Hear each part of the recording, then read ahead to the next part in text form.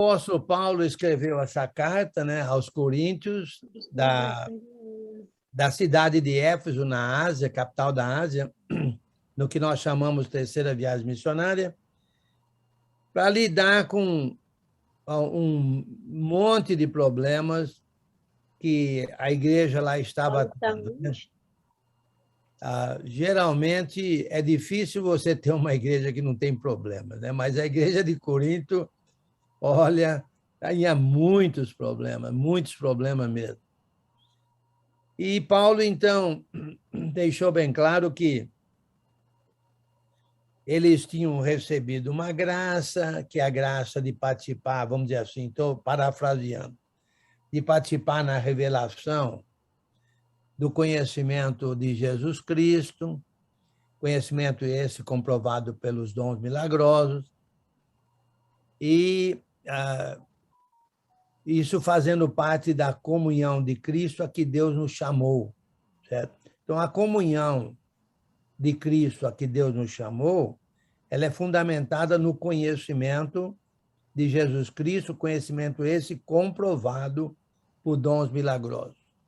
E os coríntios faziam parte dessa revelação, inclusive nós sabemos que tinha profetas lá, certo? Tinha profetas lá em Corinto, e tinha até falsos profetas lá também, né?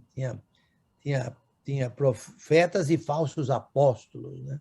Falsos apóstolos. Muito bem.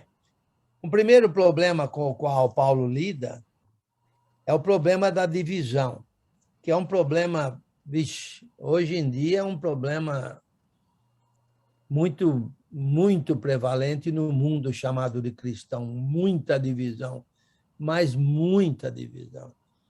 Eu sei de igrejas aí de 10, 12 membros dividindo, metade para um lado, metade para outro. Então, na verdade, e muitas vezes um irmão não se dá com outro irmão, problema de divisão, é um caso sério, né? E Paulo disse que quem faz isso é carnal, né? Não é para fazer isso. Porque por que divisão? Mas por que divisão? Olha só, se todo mundo é discípulo de Cristo, por que haveria divisão? Entendeu? Então, eu aprendo com Cristo, você aprende com Cristo, todo mundo aprende com Cristo, então que divisão que vai haver? Entendeu? O problema da divisão existe quando a gente segue homens. E nós já vimos isso nos capítulos 1, 2 e 3 também. Também 3 vai falar sobre isso, né? E até mesmo aqui o 4, ele lida muito com esse problema da divisão.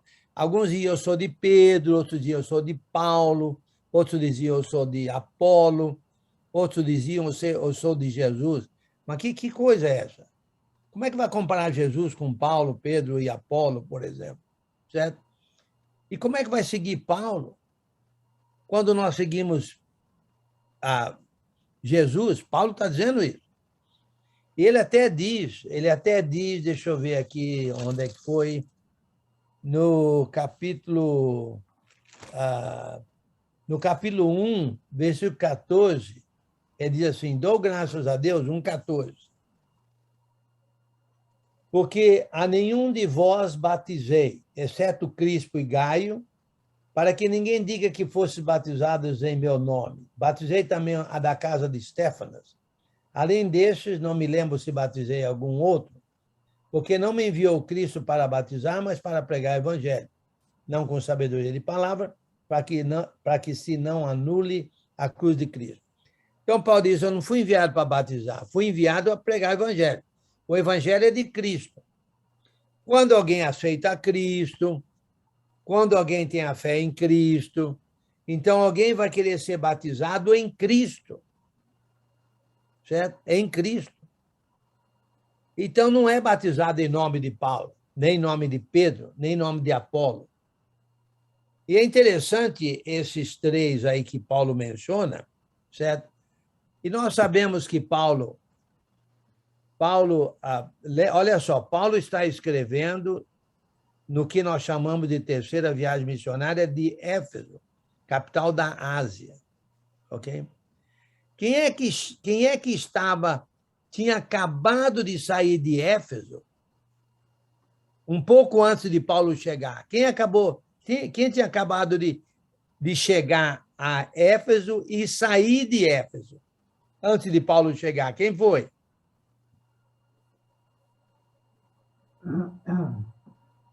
Timóteo? Quem? Timóteo? Não. Mais alguém? Foi Áquila e Priscila ou foi Apolo? Eu não lembro, foi um desses três. Né? Apolo. Um desses três, né? Apolo. Áquila e Priscila, Paulo tinha levado eles para Éfeso de Corinto. Não, foi Apolo. E Apolo era muito eloquente, lembra? Muito eloquente. Então, e Pedro era apóstolo à circuncisão, aos judeus, Paulo apóstolo aos gentios. Então, espera aí, eu vou seguir Paulo apóstolo aos gentios, eu vou seguir Pedro apóstolo aos judeus, ou eu vou seguir Apolo, que é eloquente? Certo? Apolo era, inclusive, de onde, hein? De onde ele era, vocês lembram? Segundo a minha esposa aqui, Alexandria. Alexandria. O que mais que sabemos acerca de Apolo? Além de que era eloquente, tudo isso, mais alguma coisa sobre ele que qualifica ele, ou classifica, identifica ele, né? Alguém lembra? O batismo, né? Sim, mas fora isso, Teve uma briga, né, com Paulo, né? Uma desavença, né? ele era, deixa eu ver aqui. Eu lembro que Priscila e Áquila tiveram que corrigir ele algumas coisas na casa deles, né? Sim. Chamou Apolo de cantinho. Ele não conhecia o Espírito Santo.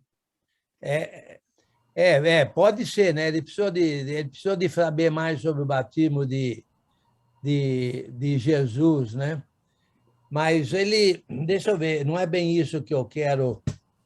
Eu sei que ele é de Antioquia, mas Antioquia não, lá na África, como que chama a cidade? Alexandria, né? Alexandria.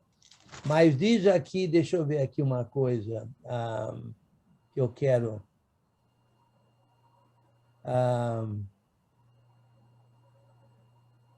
Eu vou ter que procurar. Eu tenho mais uma outra informação que eu gostaria de... Mas sobre a cidade, Enio? Não, sobre ele.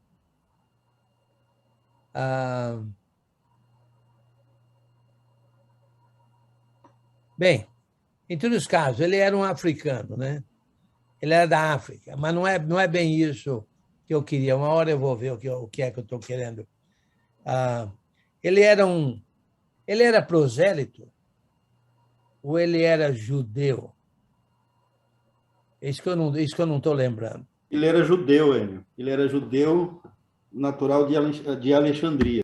Ele era judeu mesmo, né? Natural de Alexandria, né? E por isso que ele era, inclusive, poderoso nas escrituras, né? Sendo judeu. Eu creio que é isso mesmo. Eu estava em dúvida se ele era prosélito ou ele era judeu. Ele era judeu mesmo. Muito bem.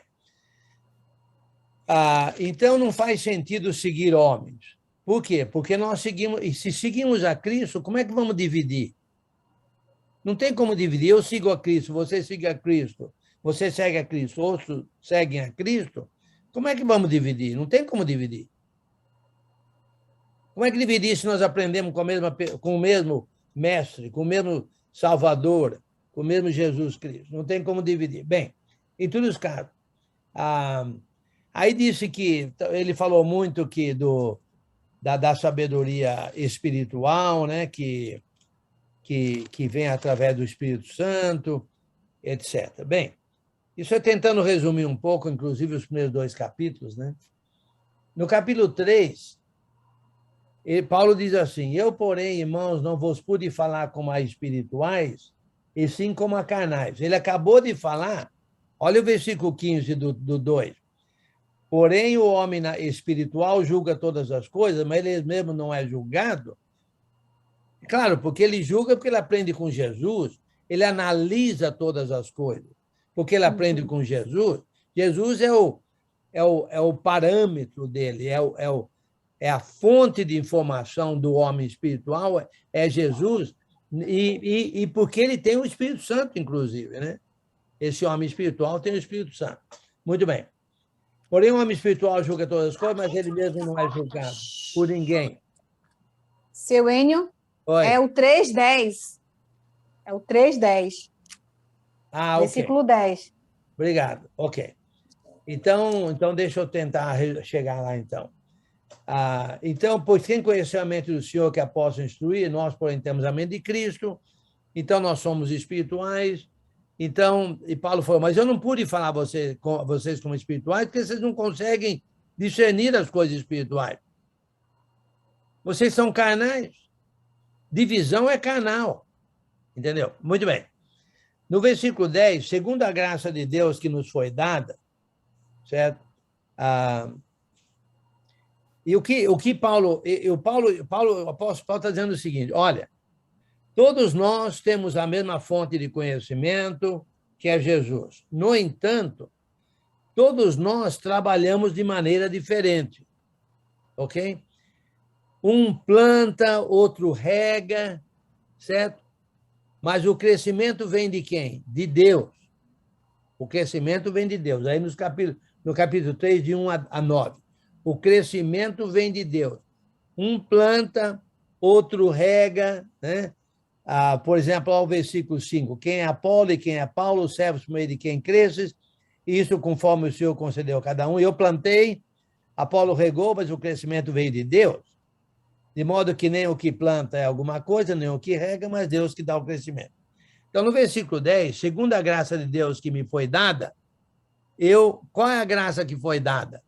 Pregador aos gentios, ou seja, ali no texto anterior, ele é um plantador. Um plantador. Ele diz, eu plantei, Apolo regou. Ok?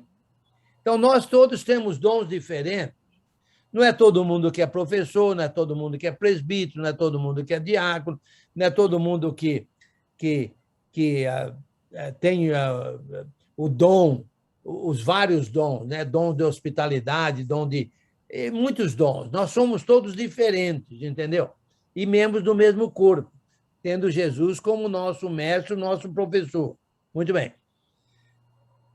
Então, segundo a graça de Deus que me foi dada, como plantador, lancei o fundamento como prudente construtor. Agora já fala como consultor. Ele plantou, mas ele é também um que lança o fundamento como um prudente consultor.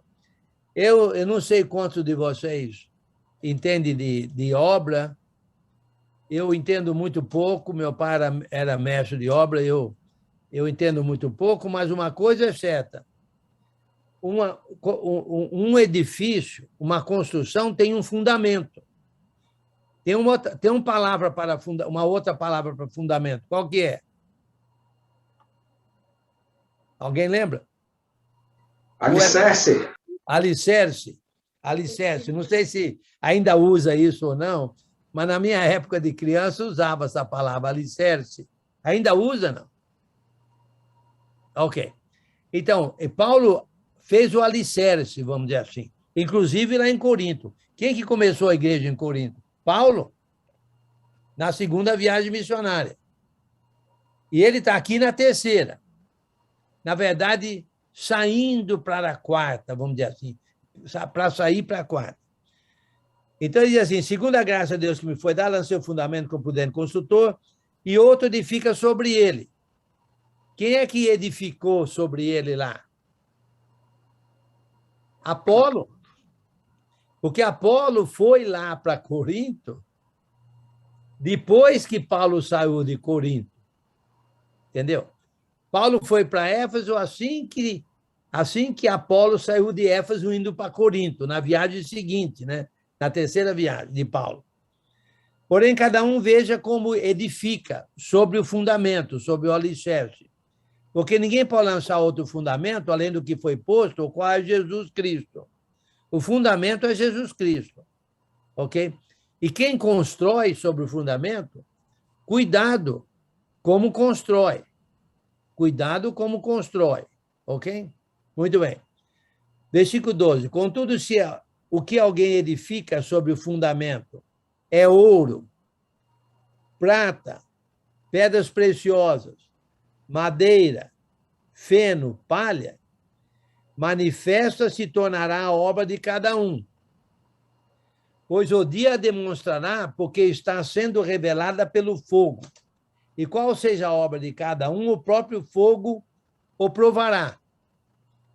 Então, olha, tem igrejas que estão, vamos falando assim, dividindo, em decadência.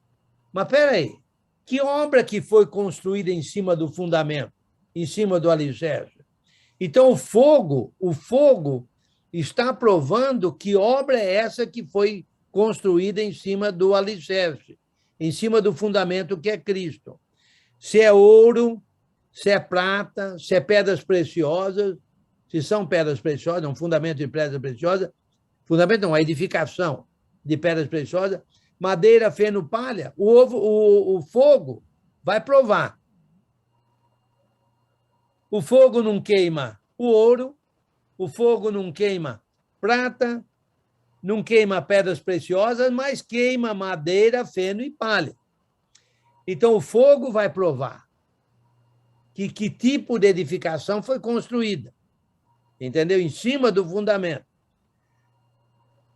Versículo 14. Se permanecer a obra de alguém, provada pelo fogo, não foi queimada pelo fogo, se permanecer a obra de alguém que sobre o fundamento edificou, esse receberá galardão. Ele vai receber galardão. Se a obra de alguém se queimar,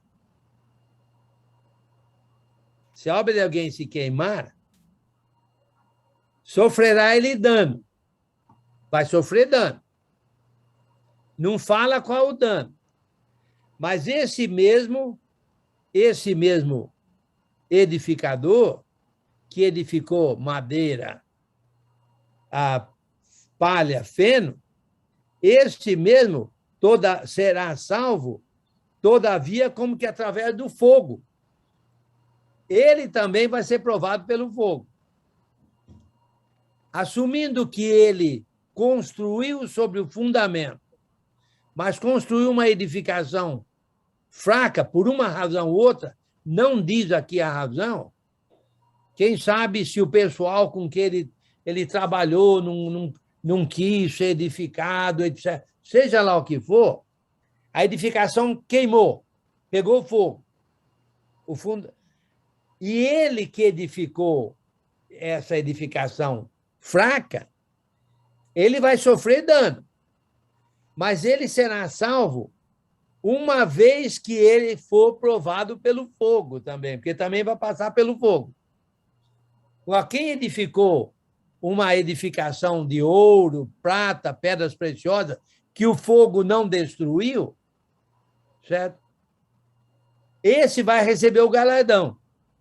O outro receberá galardão, vai ser salvo se passar pelo fogo. Agora, a conclusão que a gente pode tirar é a seguinte: toda edificação, toda igreja vai passar pelo fogo. Toda edificação vai passar pelo fogo. E se você vê que a igreja está sendo queimada, vamos dizer assim, o fogo está destruindo, está queimando, é porque a edificação não foi muito boa. Agora, não está dizendo a razão, né? Não sei qual seria a razão. Eu não sei qual seria a razão. Porque é que a edificação seria de madeira, feno, palha.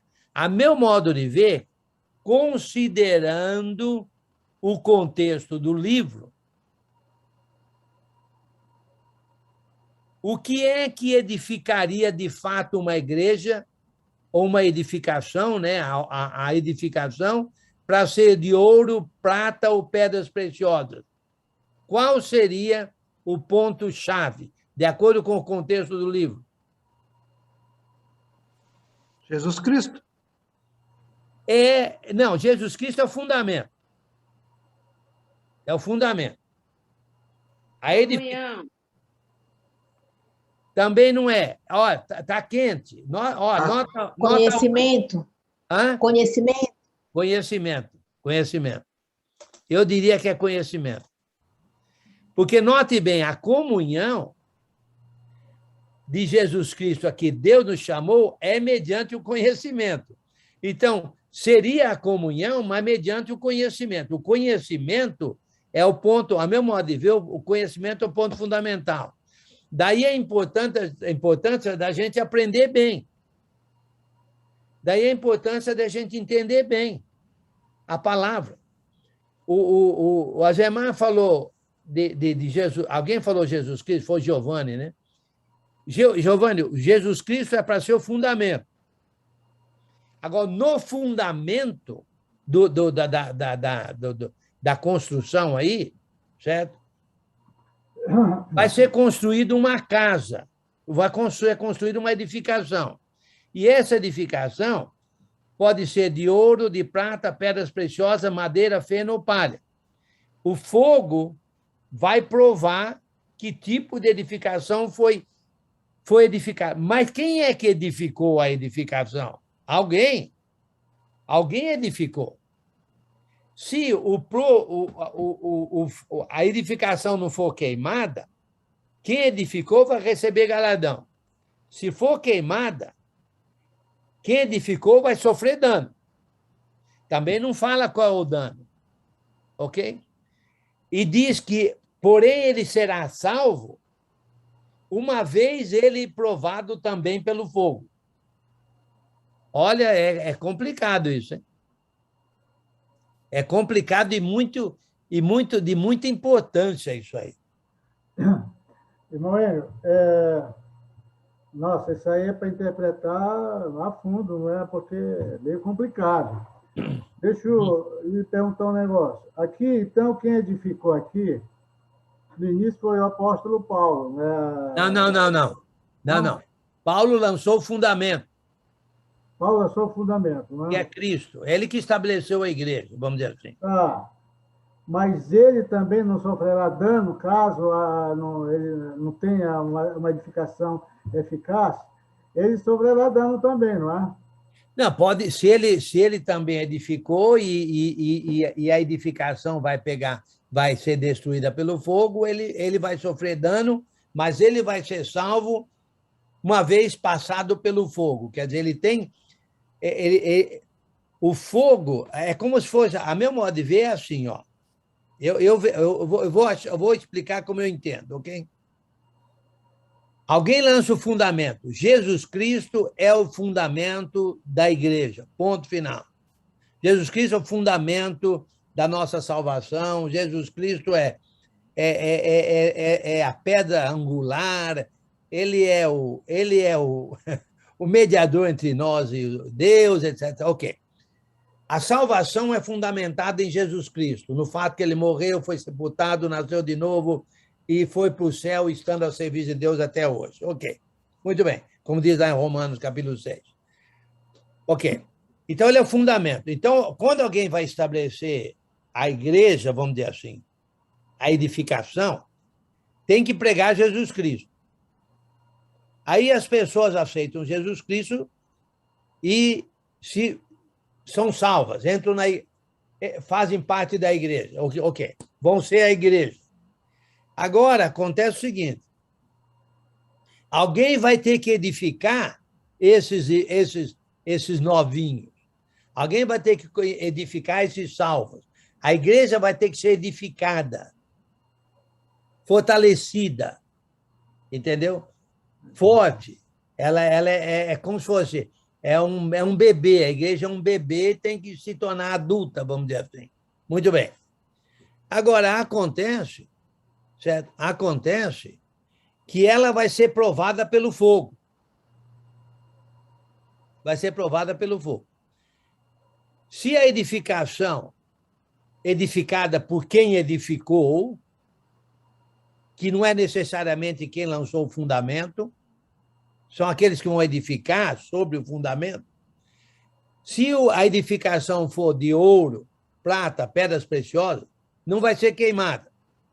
Então, o edificador vai receber o galardão. É claro que o fundador vai receber o galardão, porque ele que pregou o evangelho, ele vai receber o galardão. Mas estamos falando da edificação agora. Ok. Se a edificação que um edificador edificou vai ser de madeira, feno ou palha, vai ser queimada. E quem edificou essa edificação fraca vai sofrer dano. Mas ele vai ser salvo, mas ele tem que passar pelo fogo para ver se ele vai ser salvo ou não. Então, é uma grande responsabilidade de quem edifica também. Eu entendi, exatamente. Nesse caso, o fundamento Jesus Cristo, quem lançou o fundamento é o apóstolo Paulo, mas alguém lá tinha que edificar. Aí, vamos supor que o edificador seria o Apolo, nesse caso. Sim, sim. Mas aí tem outras atenuantes a favor do Apolo, porque o próprio pessoal de Coríntios eram meio que rebelde, não é? Era meio que rebelde. Aí, não. Onde é que você viu que ele é rebelde? Não, não era rebelde. Ele só não faltava conhecimento sobre o batismo de Jesus Cristo. Ele não era rebelde, ele só não tinha muito conhecimento sobre batismo. E aí Áquila e Priscila ensinaram ele. Pois é, não, mas eu estou falando do povo de Coríntios lá. Ah, ok, desculpa. O povo de Coríntios. Eles eram rebeldes, sim. Ok, então, acho que você está indo num bom caminho aí. Continua. O que acontece aí? Então, nesse caso, nem o apóstolo Paulo tinha culpa, nem o Apolo, porque aí era uma questão já de cidade, né, do povo lá, que realmente não ajudaram na edificação. Não é? Enquanto a isso, há um julgamento, vamos dizer assim, que antes tinha um julgamento, que é aquela outra palavra, discernimento, né, que poderia dar a favor tanto do Apolo como do apóstolo Paulo. Okay. No meu ver, não tem culpa nenhuma. Né? Ok, mas aí isso aí, deixa eu explicar sobre isso aí. O povo de Corinto era um povo rebelde, como você falou, cheio de confusão, era uma cidade problemática, ok? E os cristãos, aqueles que foram convertidos, lembra Creta? Lembra os cretenses? Feras terríveis, ventres preguiçosos, lembra? Aí eles se convertiam. Meu amigo, para edificar um povo assim vai ser difícil. Ok, mas muito bem. Quem lançou o fundamento, quem pregou Jesus Cristo, esse aí já tem seu galardão. Não estamos falando daquele que pregou Jesus Cristo. Não estamos falando daquele que converteu as pessoas em Jesus Cristo, converteu a Jesus Cristo. Estamos falando daqueles que edificam depois da conversão. Muito bem. Agora, como você falou, Corinto, com aquele pessoal problemático, pode bem ser que, eventualmente, a igreja lá pegasse fogo e vamos dizer assim, a obra fosse destruída. A obra. Não sei se o pessoal ia para o inferno ou não, a obra seria destruída. O ponto é a edificação. Será que o fundamento permaneceu ou não? O ponto é a edificação, a igreja. Ok, muito bem. Agora, como era um povo complicado, pode bem ser que a edificação, mesmo com Apolo eloquente como ele era, a edificação foi de madeira, feno ou palha. Aí pegou fogo. Aí o que acontece? Apolo vai ser queimado? Não. Ele vai ser salvo, mas ele seria passado pelo fogo. Ele teria que provar que ele era de ouro, prata, pedras preciosas. Ele. Entendeu? Então, mas e se um edificador for de madeira, feno ou palha, aí não vai ser salvo, vai ser queimado. Assim vejo eu. Mas o ponto aqui é da edificação. Assumindo que, olha, porque os três aí que Paulo está mencionando, os três, Pedro, Paulo e Apolo, eram três grandes homens espirituais. Esses aí, a meu modo de ver, o fogo não vai queimar eles, não. Mas, por outro lado, pode ser que a edificação lá em Corinto fosse queimada, que é a igreja, a edificação, a obra. Mas, nesse caso, os três, ou mais especificamente Apolo, que regou, ele não seria queimado, mesmo passando pelo fogo, porque ele era realmente um cristão forte. Mesmo embora a edificação que ele fez seria uma edificação fraca pelo povo com quem ele estava lidando, provavelmente. Fala, Giovanni. Eu só queria ler aqui, eu quero ajudar o Apolo aqui, Atos 18, versículo 27. Querendo ir para Caia, os irmãos o encorajaram e escreveram aos discípulos que o recebessem. Ao chegar o Apolo, ele auxiliou muito os que pela graça haviam crido, pois refutava vigorosamente os judeus em debate público, provando pelas Escrituras que Jesus é o Cristo. Sim. Então, sim. Ele provavelmente seria um grandioso edificador, né? Exatamente. Então, o fogo não vai queimar ele, não.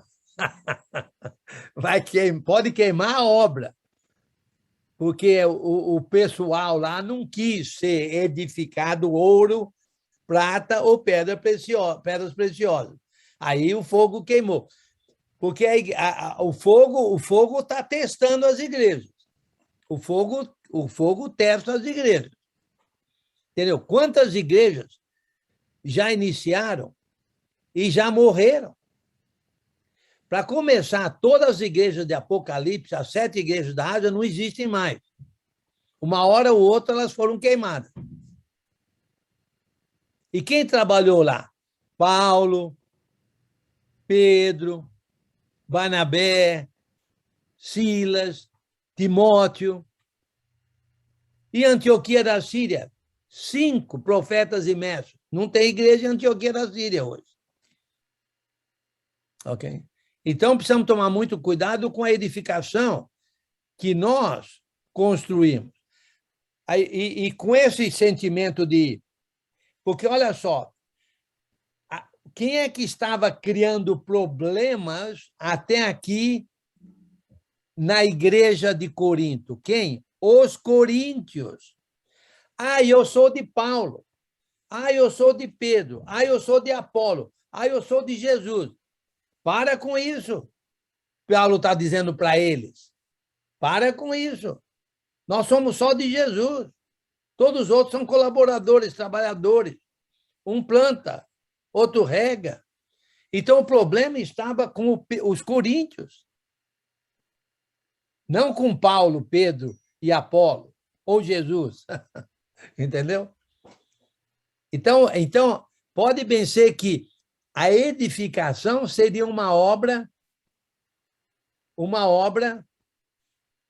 de palha, madeira, feno, por causa do pessoal.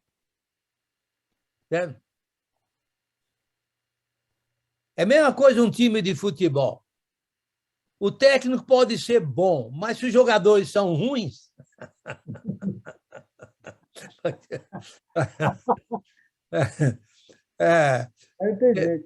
Aí não tem jeito, né? O técnico, coitado, por mais que ele faça, o time nunca vai ser campeão. Nunca vai ser campeão. É o caso do Vasco, né? Ok. Faz sentido tudo isso, não? Aplicação para nós. Primeiro, vamos assumir que estamos pregando a Jesus Cristo como fundamento. A igreja é fundamentada em Jesus Cristo. Não é fundamentada em homens, em denominações, em nada. Em Jesus Cristo. Segundo, vamos ver como é que nós vamos edificar a igreja. Entendeu? Olha. Tem igrejas que eu vou te contar, tão fraquinhas. Fraquinhas. Ok? Ainda mais nessa época da pandemia.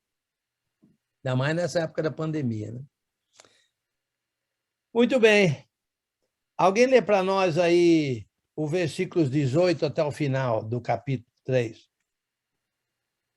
Espera aí. Ainda não, né?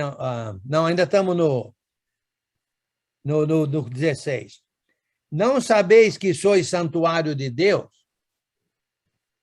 O que é o santuário de Deus?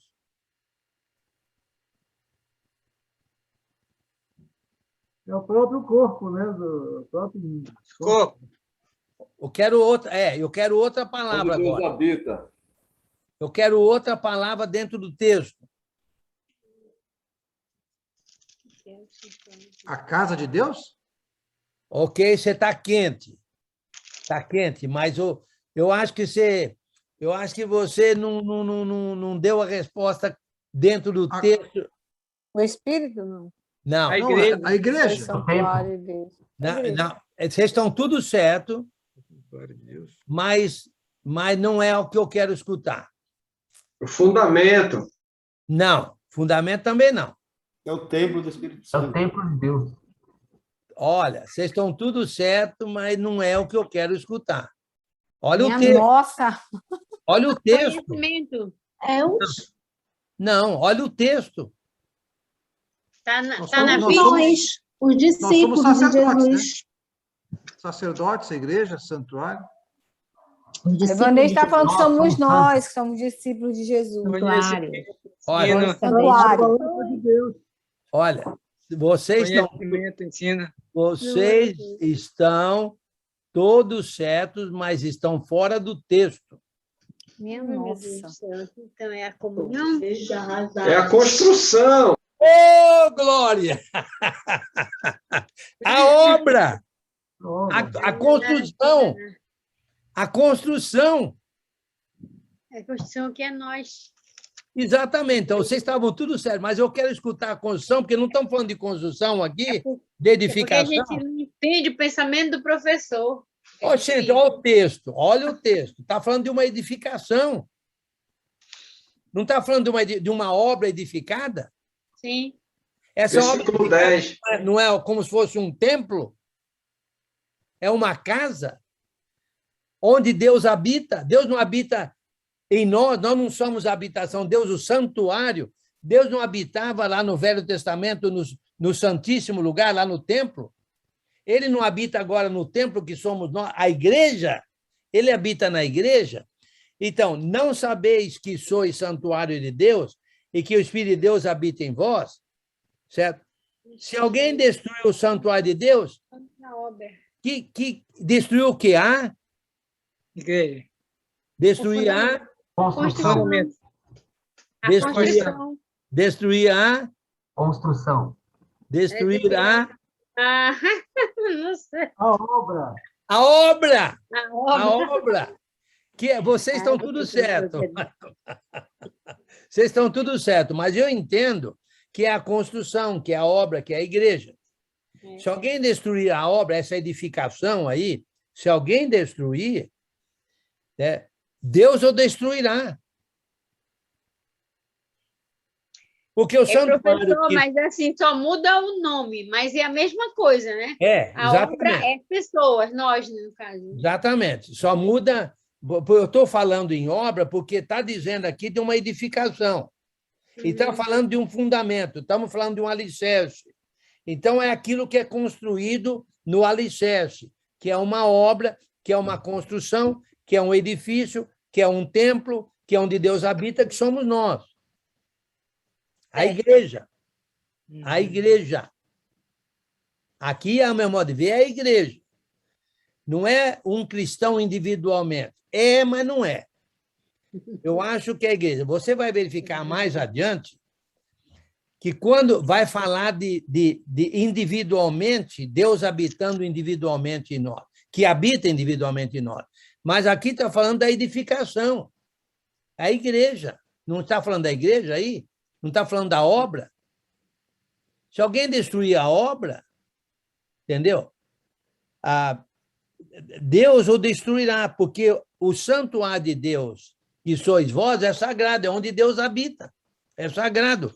Você vai destruir a igreja, você vai dividir a igreja, você vai criar confusão na igreja, você vai jogar irmão contra irmão, naturalmente, na igreja, porque irmão contra irmão é a igreja. Meu amigo, Deus vai destruir essa pessoa. Então, em outras palavras, você não pode pôr o que na igreja? Outro fundamento. Nota 10, mas vou segurar a nota. Você não pode pôr o que na igreja? Palha, madeira e feno. Pedra, fogo. Opa! Fogo! Fogo! Queima. Aliás, onde é que fala muito sobre isso, hein? Juízo final? Hã? Julgamento final, não? Não. De fogo na igreja. Tiago, não. Tiago, capítulo 3. Não sei se é 2 ou 3. Tiago 3. 3, que fala Fala dos mestres. E fala língua. Língua. que a língua pode pôr fogo na igreja. E onde é que a língua busca o fogo? No inferno. No inferno. No inferno. Por isso não deveis muito de vós ser mestres lá em Tiago. Porque um mestre pode pôr fogo na igreja. Com a língua. Vai destruir a igreja. Irmão, língua é um pouco uma feijoada, aí é boa, a língua. Como que é? A língua é boa numa feijoada? Sim. Escute, deixa eu lhe fazer uma pergunta. Nós sabemos que o Apolo, muito eloquente, sabidão, camarada, sabia tudo. Principalmente do Antigo Testamento, ele sabia tudo, né? Aí, o senhor não vai concordar, mas também, como o senhor fala, não faz tanta diferença também. Aí, já sei onde é que você está indo, já. Aí ele faz a pregação dele, se verifica que é uma pregação incompleta, porque ele só conheceu o batismo do João Batista. Ele, provavelmente, só se ele fosse realmente muito orgulhoso, né? Ele sabendo a coisa, ele não receber com carinho, com muito amor, o batismo do Áquila, da Priscila, batizado. Olha, você tem que ser batizado, porque está incompleto, sua pregação, sua vivência espiritual está incompleta, não é? Então, vamos batizar. Você não acha que ele foi batizado? Sinceramente, lá no fundo... Duas possíveis interpretações. Duas. Uma é essa que você está dando. A outra, porque note bem, lá em Atos não disse que ele foi batizado. Foi que Áquila e Priscila explicaram a ele sobre o batismo de Jesus. Me diga uma coisa, uma possível interpretação é que ele foi batizado porque ele não tinha sido batizado. Mas uma outra possível interpretação é que, levando-se em conta que ele tinha sido batizado pelo batismo de João, antes de Jesus, que Jesus validou o batismo de João, ele só não tinha entendido essa validação. Sim. E aí, então, Áquila e Priscila passaram a explicar para olha, o batismo de João valeu até Jesus, mas agora o batismo é de Jesus. E tem mais, o batismo de João, certo? Jesus validou o batismo de João, porque o batismo de João era de arrependimento para remissão de pecados. Quando Jesus morreu na cruz, aqueles que foram batizados por João receberam a remissão de pecados. Agora, olha só, isso é uma... Tem microfone ligado aí, eu acho que é lá para o lado do Monteirão lá, que já não tem mais o Monteirão, né? Olha só, são duas possíveis interpretações. Uma coisa eu te garanto. Se ele precisou ser batizado porque ele não tinha sido, ele seria. Ele seria. Não há dúvida quanto a isso, ok? Agora, Mas a maioria das pessoas entendem, que ele teria sido batizado. Eu tenho um pouco de dificuldade porque eu não vejo ninguém que foi batizado com o batismo de João sendo batizado novamente, a não ser aqueles 12 em Atos 19, parece, né? Porque eles teriam sido batizados pelo Apolo com o batismo de João depois que Jesus morreu na cruz. Aí já não vale mais. Aí já não tem validade nenhuma. Bem, quem poderia ter validado ao Apolo essa primeira batismo? O próprio Áquila com Priscila, não? Não, Jesus. Ele só não teria entendido. Preste bem atenção. São duas possíveis interpretações. Para nós não faz diferença, né? Porque isso aconteceu há 2000 anos lá atrás, né? Hoje nós não temos esse problema de batismo de João. O batismo de João hoje não tem validade nenhuma. Após Jesus ter morrido na cruz, o batismo de João não teria validade nenhuma. Ninguém seria batizado com o batismo de João porque não teria validade. Ok? Então, nós não temos esse problema hoje em dia, ok? Muito bem. Mas ele era um homem muito sábio, Apolo, né, conhecedor, e ele, sem dúvida alguma, teria aceitado toda a instrução dada por Áquila e Priscila, né? Ainda mais que eles foram batizados provavelmente por Paulo, ensinados por Paulo lá em Corinto, durante um período de 1 ano e meio. 1 ano e meio. Ok? Muito bem. Alguém lê do 18 ao 22 para nós aí? 23. Ninguém se engane a si mesmo. Se alguém dentre vós tem por sábio neste mundo, faça-se louco para se tornar sábio. Porque a sabedoria deste mundo é loucura diante de Deus. Pois está escrito, ele apanha os sábios na sua própria astúcia. E outra vez o Senhor conhece as cogitações dos sábios, que são vãs. Portanto, ninguém se glorie nos homens, porque tudo é vosso. Seja Paulo, ou Apolo, ou Cefas, seja o mundo, ou a vida, ou a morte. Sejam as coisas presentes, ou as vindouras, tudo é vosso. Terminou o 23. E vós de Cristo, e Cristo de Deus. Ok. Em outras palavras, não vamos seguir a sabedoria do mundo, mesmo, por exemplo, eu creio que Paulo está dizendo o seguinte, que a sabedoria do mundo tentaria,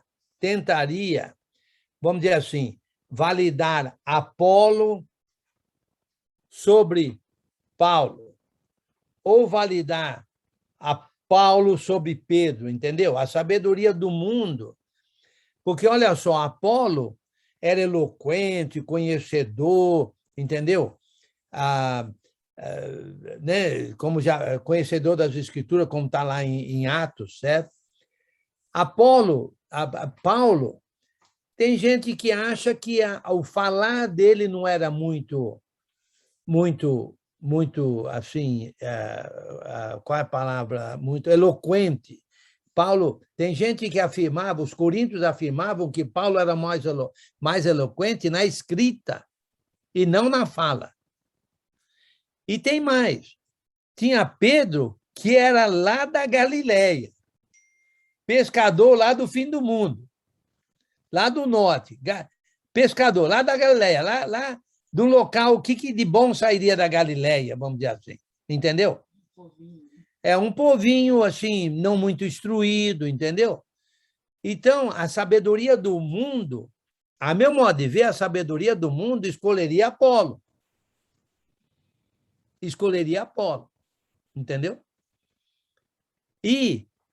Mas Paulo está dizendo, não, a sabedoria do mundo, não. Não é para levar em consideração a sabedoria do mundo, não. Tanto Paulo, como Pedro, como Apolo são de vocês, certo? E diz aí, seja o mundo, seja a vida, seja a morte, sejam as coisas presentes, seja as futuras, tudo é vosso. E vós de Cristo que de Deus. Cristo é dono de tudo. Cristo, ele é o soberano. Todas as coisas foram criadas por ele. E por que eu vou seguir Apolo? Se Apolo é servo de Cristo, por que eu vou seguir Paulo, se Paulo é servo de Cristo? Por que eu vou seguir Pedro, se Pedro... Eu vou seguir, ser servo de Cristo também. Então, a sabedoria do mundo não se aplica, porque a sabedoria do mundo escolheria um sobre o outro. Provavelmente Apolo. Eu acho que eles escolheriam Apolo. Apolo era eloquente, entendeu? Muito mais eloquente que Pedro. Claro, Pedro era de baixo nível intelectual, vamos dizer assim. Intelectual. Mas espiritual, ele era apóstolo. Paulo, apóstolo. Apolo não era apóstolo. Mas ele era eloquente, meu amigo, chamava a atenção do povo, do pessoal, entendeu? A sabedoria humana faria divisão. A de Deus, não. Mesma coisa na igreja. Lembra lá em Tiago? Se entrar entre vós um homem bonitão, com roupa limpa, babinha feita, certo?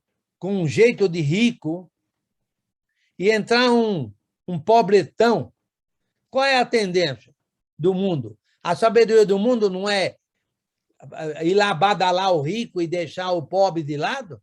Diz lá em Tiago. Essa sabedoria é humana, não é sabedoria divina. Está lá.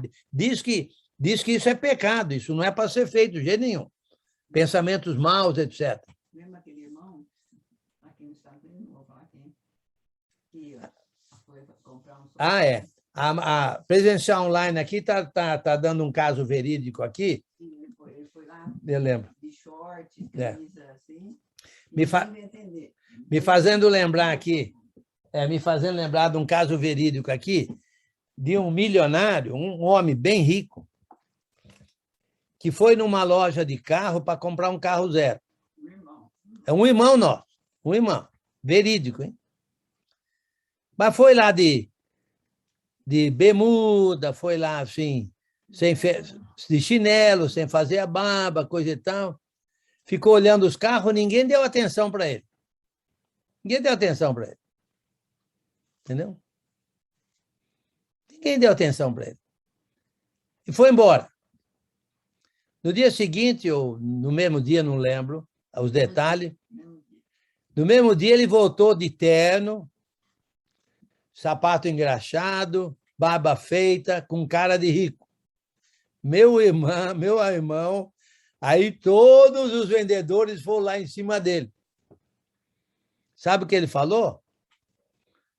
Eu vim aqui para comprar um carro zero, mas não vou comprar, não. Eu ia pagar à vista, mas não vou comprar de vocês, não. Eu tive aqui hoje, ninguém deu a mínima atenção para mim. Agora que eu vim aqui bem vestido, coisa e tal, vocês vêm correndo aqui, querendo que eu vender um carro para mim. Não, muito obrigado, até logo, tenha um bom dia, foi embora, foi comprar carro em outro lugar. Então, a sabedoria humana é assim, mas a divina não é para ser assim. Então, a sabedoria humana, a divina, não vai dar preferência a Apolo, até mesmo na igreja, certo? Na igreja, a sabedoria divina vai considerar todo mundo igual. Não vai dar preferência para um, preferência de outro, vai tratar todos os irmãos igualmente. Entendeu? Se alguém prega, honrar ele como pregador, se alguém ensina, e dá honra a todo mundo, a honra que todo mundo tem, mas não faz divisão, não. Preferir um do que outro. E isso acontece muito hoje em dia. Aquele que mais aparece na televisão, aquele que é mais bem vestido, esse chama mais atenção, aquele que fala mais bonito, mas não é para ser assim, não. A sabedoria humana não é para ser assim, não. A sabedoria divina A humana é assim, a divina não é para ser assim. Faz sentido, não? Acepções de pessoas, né? Não tem que ter, né? Sim, porque a acepção de pessoas é sabedoria humana, não divina. Né? Ok? Então, olha só. Olha o primeiro problema com o qual Paulo está lidando lá em Corinto, o problema de divisão. Eu sou de Apolo, eu sou de Pedro, eu sou de Paulo, eu sou de Jesus. Paulo está debatendo isso, até agora. O primeiro problema que lida com ele é sobre isso aí, sobre o problema da divisão. Ok? Muito bem.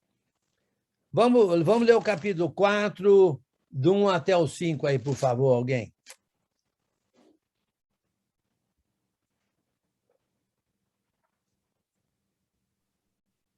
Que os homens nos considerem, pois como ministros de Cristo e dispenseiros dos ministérios de Deus. Ora, além disso, o que se requer nos dispenseiros é que cada um seja encontrado fiel. Todavia, a mim, muito pouco se me dá de ser julgado por vós, ou por qualquer tribunal humano, nem tampouco a mim mesmo me julgo, porque, embora em nada me sinta culpado, nem por isso sou justificado, pois quem me julga é o Senhor.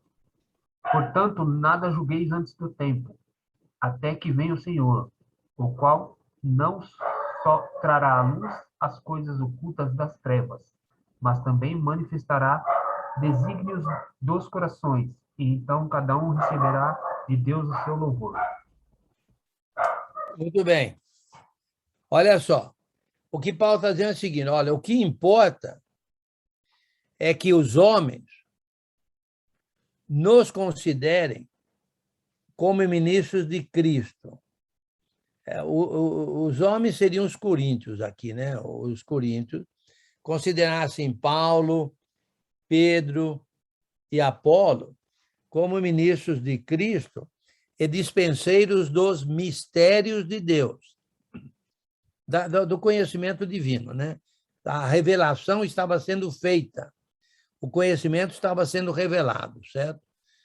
Nós já vimos isso na primeira aula, que ele estava aguardando a revelação do conhecimento de Cristo, que hoje nós temos essa revelação em 27 livros. Naquela época eles não tinham, né? Eles não tinham a revelação ainda. A revelação foi dada, né, através do Espírito Santo, homens que, né, foram inspirados por Jesus, os apóstolos, os emissários de Jesus, né, os apóstolos, os porta-vozes de Jesus, com o Espírito Santo, então nos deram toda a revelação que está nos 27 livros do Novo Testamento. Já falamos sobre isso na primeira aula. Agora, em versículo 2, ora, além disso, o que se requer dos dispenseiros da revelação, né, que cada um deles seja encontrado fiel. Aí que está o ponto. Pedro é para ser fiel, Apolo é para ser fiel, Paulo é para ser fiel. E que os coríntios, irmãos, considerem esses como dispenseiros, né? Como dispenseiros dos mistérios, como propagadores do evangelho. Mas esses propagadores precisam ser fiéis. Cada um deles deve ser encontrado fiel, deve ser fiel, certo? E Paulo está dizendo assim, olha, e essa fidelidade é interessante, porque não é se vocês acham se eu sou fiel, e não é também se eu acho que eu sou fiel. O que importa é o que Deus acha, que Deus acha se eu sou fiel, porque Jesus vai voltar e vai ser revelado tudo isso. E cada um vai receber de acordo com o que merece, de acordo com o louvor da parte de Deus. Se formos fiéis, receberemos o louvor, certo? Porque será que nós estamos pregando? Será que o pregador prega para dispensar, para entregar o conhecimento com o propósito de que os ouvintes aprendam sobre Deus, sobre Jesus Cristo? Ou será que nós queremos aparecer e, eu sou bambambam, eu sou eloquente, eu sei tudo? Não, nesse caso aí, quando Jesus vier, vai haver um acerto de contas. Vai haver um acerto de contas, né? Porque, na verdade, o importante é que cada dispenseiro seja encontrado fiel. Por quem? Pelos outros? Não. Por ele próprio? Não. Pelo próprio Deus, sim, na volta de Jesus. Mas é claro que se for fiel, até mesmo na volta de Jesus, está sendo fiel no trabalho dele. Ele está sendo encontrado fiel. Ele é fiel dispenseiro. Ele ensina, ele quer capacitar as pessoas a conhecer o Evangelho. Como Paulo disse lá em 222, né? Essas coisas que de mim ouvisse e aprendesse, ensina aos homens fiéis e idôneos, para que eles possam também instruir a outros, né? Lembra? Em 2 Timóteo 2:2. Então, na verdade, a fidelidade aí é a preocupação do dispenseiro, do pregador, do professor, aquele que propaga, dispensa o Evangelho. A preocupação dele é ser encontrado fiel aos olhos do Senhor, Deus, do Senhor Deus. Não necessariamente aos olhos dos outros ou aos olhos dele mesmo, mas aos olhos do Senhor Deus. Faz sentido, não? Irmão Enio, como poderia ser um pregador não dispenseiro? Vamos dizer assim, você já falou... Não tem. Não tem. O pregador é um dispenseiro. Dispenseiro, tá. Dispenseiro é um que entrega. Nesse caso, entrega o conhecimento de Jesus Cristo. É o pregador, o professor, o mestre, aquele que evangeliza. O evangelista é dispenseiro. O evangelista é aquele que evangeliza, propaga o evangelho. Ele é um dispenseiro. Pois é, aquele que não é dispenseiro, como poderia ser uma pessoa não dispenseira? Não ensinar corretamente ou segurar para si algumas coisas que deveria ser revelado? Enfim, como poderia ser um não dispenseiro, vamos dizer assim? Ok. Olha, Paulo está se referindo especificamente aqui a ele, Pedro e Apolo, ok? Três grandiosos propagadores do Evangelho. Basta dizer que Pedro era apóstolo, Paulo era apóstolo e, como já vimos, Apolo era eloquente, conhecedor das Escrituras. Ok. Então, eles eram despenseiros. Agora, todo dispenseiro, o dispenseiro é aquele que propaga o Evangelho. Então, todo aquele que fala do Evangelho, ele deve falar de uma maneira fiel, certo? Ou seja, entregar todo o conhecimento que ele sabe, certo? Realmente pregar de uma maneira dentro do conhecimento e não dentro daquele que ele acha que é. Eu acho isso, eu acho aquilo. Não. Ele precisa de conhecer. Olha só, Paulo era apóstolo, Pedro era apóstolo, Apolo era eloquente, conhecedor das Escrituras.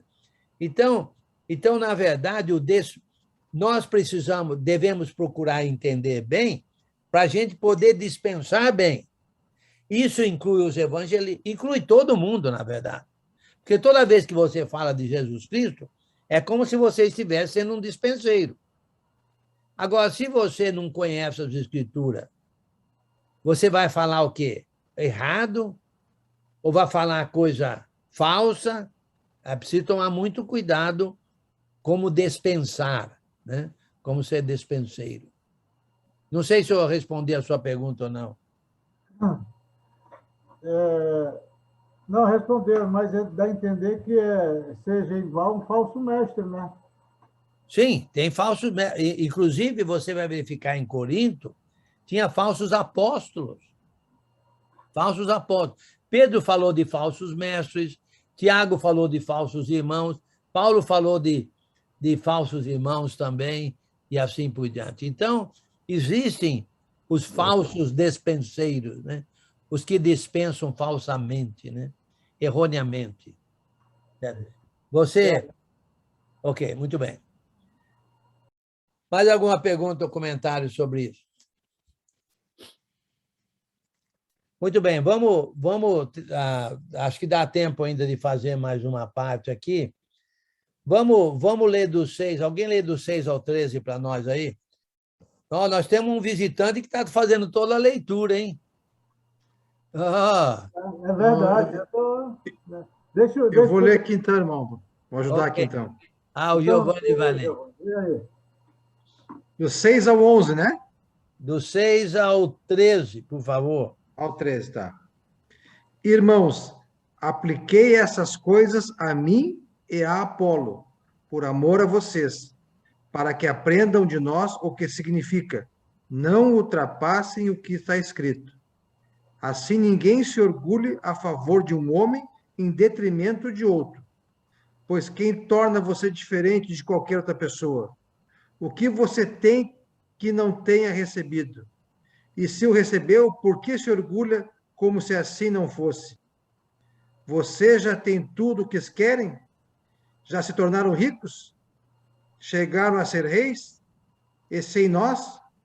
Como eu gostaria que vocês realmente fossem reis, para que nós também reinássemos com vocês. Porque me parece que Deus nos colocou a nós, os apóstolos, em último lugar, como condenados à morte. Viemos a ser um espetáculo para o mundo, tanto diante de anjos como de homens. Nós somos loucos por causa de Cristo, mas vocês são sensatos em Cristo. Nós somos fracos, mas vocês são fortes. Vocês são respeitados, mas nós somos desprezados.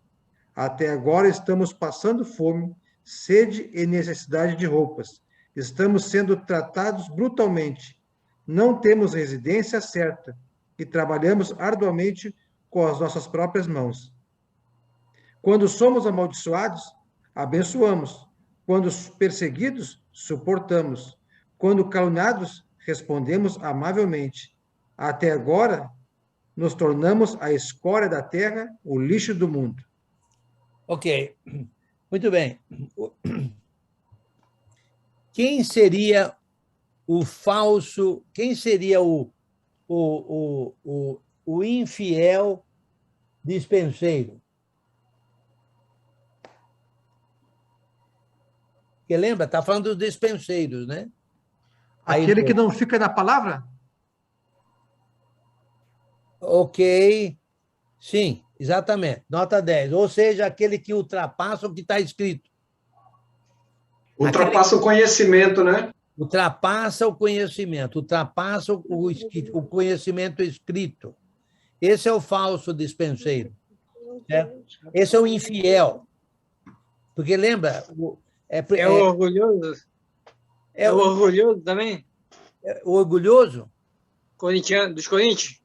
Sim, é aqueles que você vai verificar, tem os falsos apóstolos, mas o ponto é o seguinte: a meu modo de ver, o Paulo está dizendo assim, apliquei isso com relação a mim e a Apolo, certo? Ok. Ou seja, que nós sejamos encontrados fiéis. Quem é o fiel? Aquele que fica no que está escrito. Aquilo que não ultrapassa o que está escrito. E vocês também não devem fazer isso, porque se vocês fizerem isso, vocês vão elevar uns acima de outros, porque o que está escrito não eleva ninguém acima de ninguém. Se você ir além do que está escrito, aí você vai elevar um acima do outro. E aí, então você... Mas, espera aí, o que você... A palavra que vocês têm não receberam, vocês não estão recebendo a palavra?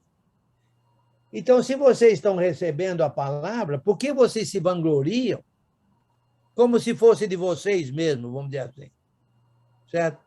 Pois é, eu estou ensinando, certo? Eu não tenho glória nenhuma. Por quê? Porque eu estou ensinando o que está escrito aqui, não é nada meu. Não é nada meu. Eu estou só tentando explicar o que está aqui na palavra. Então, eu vou me orgulhar, né? Eu não sei o quê, eu não sei o quê. Não, não pode, não faz sentido isso. Então, agora, eu não devo ir além do que está escrito. O fiel não vai além do que está escrito. Entendeu? O fiel dispenseiro. Então, ele está dizendo, eu apliquei isso a Apolo e a mim, só como por causa de vocês, para vocês aprenderem isso. Então, eu e Apolo estamos no mesmo nível. A única diferença é que eu plantei e ele está aguando. Mas tudo dentro da palavra. Dentro da palavra, certo? Agora, é interessante isso, porque a gente pode tentar especular alguma coisa aqui, certo? Apolo era instruído no conhecimento. Ele era poderoso nas escrituras, vamos dizer assim. Ele tinha conhecimento do evangelho. A única coisa, pelo que a gente entende, é que ele não entendia ainda sobre o batismo de Jesus, né? Já falamos sobre isso. Agora, Paulo é um que já tinha pregado, ele que começou a igreja lá. Agora, eu não sei como é que Pedro se encaixa nisso. Talvez alguns judeus lá em Corinto tivessem aprendido com Pedro, né? Porque o Pedro era o apóstolo da circuncisão aos judeus. Agora, é possível também que Paulo já tivesse escrito uma outra carta, lembra? Nós vamos verificar isso mais adiante na segunda carta. É possível, porque Paulo já esteve... É bem provável que Paulo já estivesse tido em Corinto uma outra vez, antes dessa vez que ele está indo. O ponto é o seguinte, eles tinham conhecimento. O ponto é que eles tinham conhecimento. Não vão além do que está escrito. Porque se for além, vai levar uns a seca do outro. E não está certo. Porque tudo que nós sabemos, nós aprendemos, não é de nós. Entendeu? O que eu ensino, eu estou aprendendo. Eu não estou inventando nada. Você vê, nós estamos com a Bíblia aberta aí, certo? Todo mundo aí lendo aí a mesma apostilha aí, né? Que Paulo escreveu aos Coríntios. Nós estamos analisando o que está escrito, não estamos indo além do que está escrito. E é interessante porque me parece que eles estavam tendo uma sabedoria humana, ok? Já verificamos isso. Aqui o Paulo está debatendo aqui a divisão que havia lá. E ele está dizendo, vocês são carnais. Olha o capítulo 3, versículo 1. Eu, porém, irmãos, não vos pude falar como a espirituais, sim como a carnais, como a crianças em Cristo. Então, o que é que estava fazendo deles carnais? A sabedoria humana. A sabedoria humana. Agora, olha só. Paulo, olha, ele está dizendo assim, olha, até o versículo 11, até a presente hora, sofremos fome, sede, nudez, e somos esbofeteados e não temos morada certa. E nos afadigamos, trabalhando com as nossas próprias mãos. Ele era fazedor de tendas, né? E ele fez tendas lá. Lembra? Em Corinto, com quem que ele foi morar? Aquila e Priscila. O que Áquila e Priscila faziam? Tendas. O que é que Paulo fazia? Tendas. Exatamente. Então, trabalhamos com as nossas próprias mãos. Quando somos injuriados, bendizemos. Quando perseguimos, suportamos. Quando perseguidos, suportamos. Quando caluniados, procuramos conciliação. Até agora, temos chegado a ser considerado lixo do mundo, escória de todo. Pela sabedoria humana. E Paulo está debatendo essa sabedoria. Olha, nós estamos no capítulo 4, ele está falando 4 capítulos sobre isso. Todos os problemas que tinha lá, um monte de problemas, nenhum problema ele vai tratar Ele vai tratar bastante também dos dons espirituais, lá nos capítulos 12, 13, 14, por ali, né? Mas eu creio que ele tratou mais desse problema da divisão por causa de uma sabedoria humana, assim como a divisão lá com os dons materiais também visava uma sabedoria humana. Paulo está debatendo isso. E olha, vocês não estão dando muito valor para nós. Estão considerando a gente como lixo. Lixo. Entendeu? É interessante isso, né? Quando você é humilde, ajuda, coisa e tal, não tem muito valor, certo?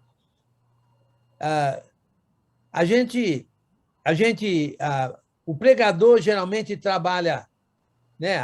Muitos de nós trabalhamos de graça. De graça. E a pessoa cobra como se a gente fosse empregado deles. Entendeu? Então, na verdade, parece que a sabedoria humana estava ganhando terreno. Aliás, Corinto era uma cidade complicada. Paulo nem queria ficar lá, meu modo de ver. Lembra? Quando ele chegou lá, ele teve uma visão à noite. Deus falou, fica aí que eu tenho muita gente nessa cidade. Ninguém vai fazer mal a você. Eu tenho muita gente aí. A meu modo de ver, ele não ia ficar em Corinto, não. Ele ficou 1 ano e meio, por causa da visão que o Senhor deu a ele à noite. Então, a sabedoria humana ali prevalecia. E eles consideravam Paulo e os que estavam com ele ali de uma maneira até como lixo. Eles se achavam ricos, bonitões, metidos. Meu amigo, você ensina uma pessoa... Olha, eu ensinei um irmão do zero. Daí a pouco ele disse que eu precisava ir aprender com ele.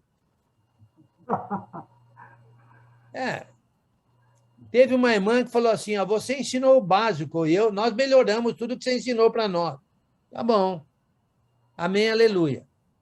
No lugar de agradecer que a gente ensinou, entendeu? Lá no começo, e teve muita paciência, coisa e tal, não. Agora, trata a gente como lixo. Entendeu? Trata a gente com desprezo. Não vem mais no estudo da gente, aquela pessoa não vem mais no estudo, né, que a gente faz. Mesmo quando a gente ia lá na cidade onde essa pessoa morava, não vinha no estudo. E a gente que ensinou, do zero, praticamente, desde quando foram batizados. Mas é interessante isso, essa sabedoria é humana. Essa sabedoria é humana, não é uma sabedoria divina. E Paulo está... A gente analisa aqui o que você está falando, e o livro também, que esse pessoal aí, de um modo geral, de alguma coisa, eles estavam sendo influenciados por alguma coisa, não sei, ou pelo próprio orgulho deles. A cultura. Eu acho que era a cultura. Cultura humana. Eles eram muito formadores de opinião, né? Então, essas pessoas formadoras de opinião, é muito difícil a gente colocar na cabeça deles uma doutrina correta, né? São formadores de opinião aí, e se acham, né? É como você falou, olha, você já me ensinou o básico, mas eu descobri que tem mais isso e mais aquilo. Eu acho que os coríntios, não é os corintianos, é os coríntios, eles tinham esse problema, né? É por isso que o apóstolo Paulo observou, o apóstolo Paulo tinha percepção, observou e queria dar no pé, né? Sim, é interessante, a sabedoria humana faz isso. A sabedoria divina, ela se baseia no conhecimento de Jesus Cristo. E esse conhecimento de Jesus Cristo veio do próprio Jesus Cristo.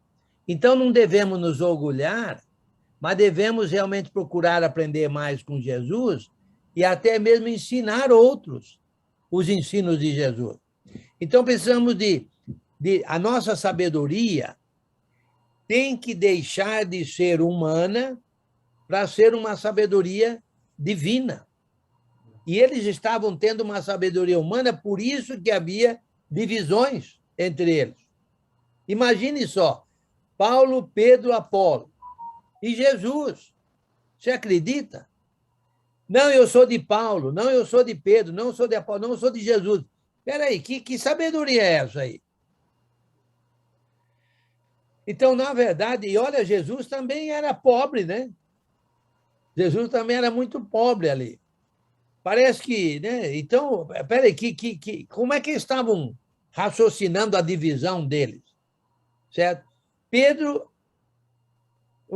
lá da Galileia, pescador, certo? De um ensino, né? Baixo nível intelectual, provavelmente, né? Paulo, PhD da lei de Moisés, certo?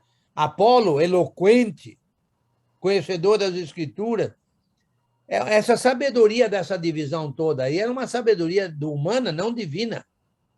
Porque a sabedoria divina vem de Jesus Cristo, cabeça de cada um de nós, e nós tratamos uns aos outros como co-servos.